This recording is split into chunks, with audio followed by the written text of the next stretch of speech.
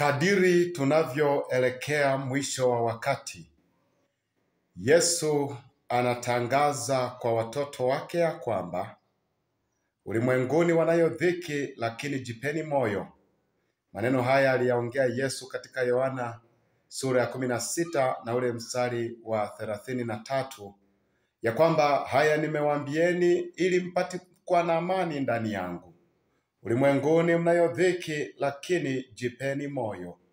Ajenda ni moja: kujipa moyo katika Kristo na kumtumainia, bila kujali ni wapi unapopita, bila kujali ni changamoto zipi zinazokusibu.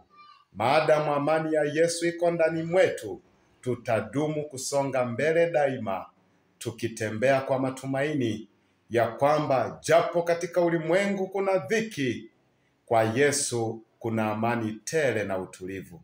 Na hivyo yeye anapotawala maisha yetu, tunapata amani katikati ya dhoruba. Mungu akubariki unapochagua kutembea pamoja na amani ya Yesu moyoni mwako. Bwana awe pamoja nawe.